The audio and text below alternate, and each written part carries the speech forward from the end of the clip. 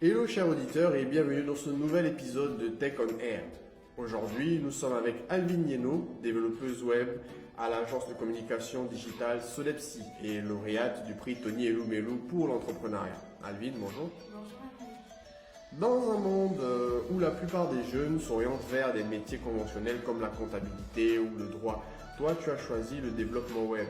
Déjà, pour nos auditeurs qui ne savent pas, peux-tu définir ce qu'est un développeur web?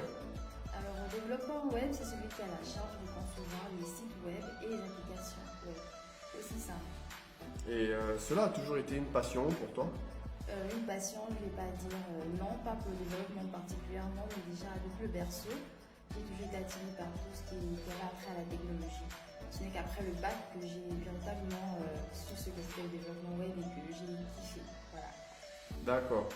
Et quel a été ton parcours scolaire et professionnel pour aboutir à ce métier? Alors déjà, je vais dire que le métier de développeur web, c'est un métier où il faut être autodidacte. Je ne vais pas dire qu'il y a un parcours typique, il faut être assez curieux. Moi, pour ma part, j'ai fait des études de littérature, j'aimais bien les langues à la base et je crois que d'ailleurs c'était ça.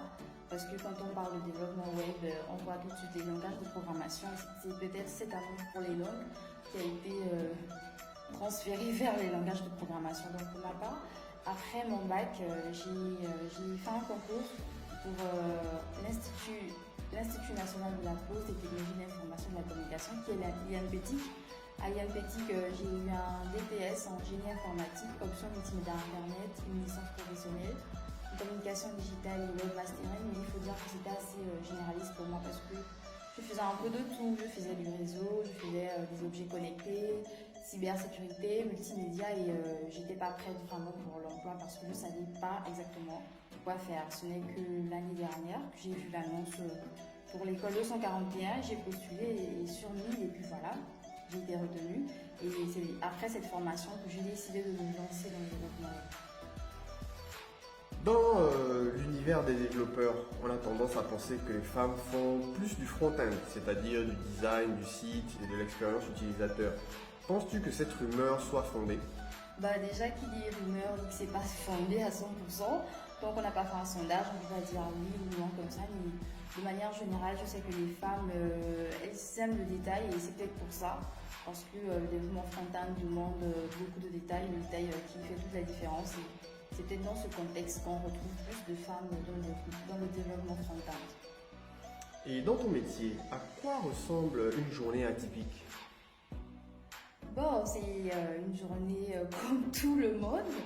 Sauf que quand j'arrive au bleu le matin, la première chose que je dois faire, c'est regarder tous les sites que nous avons déjà développés parce que il n'est pas juste question de faire un site et puis l'abandonner, non.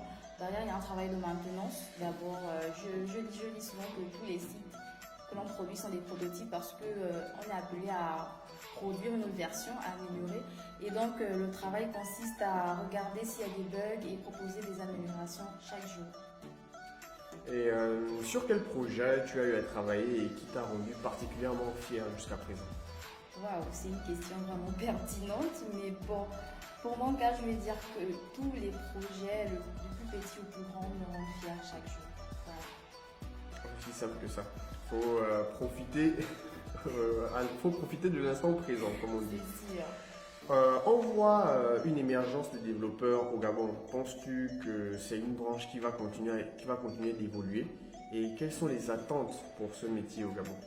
Pour ma part, je pense que l'on soit au Gabon ou en Chine ou ailleurs, les métiers du numérique sont des métiers qui ont vraiment de l'avenir. D'ailleurs, la crise du Covid nous a bien montré.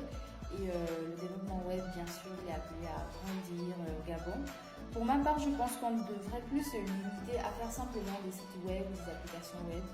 On devrait aussi penser à autre chose. On devrait penser par exemple aux objets connectés, ce qui ferait que les sites seraient plus dynamiques. Je prends un exemple, une idée comme ça. Imaginons, on décide de faire une application web qui va gérer les incendies.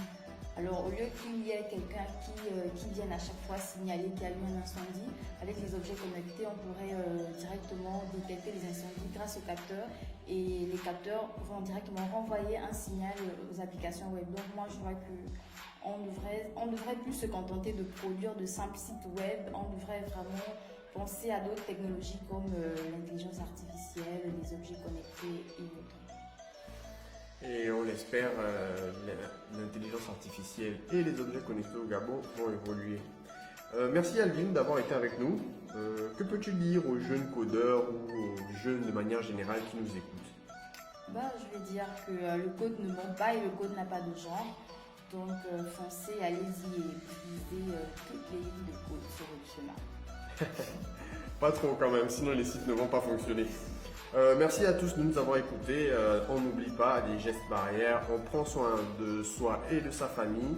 Et on se dit à la prochaine pour votre podcast.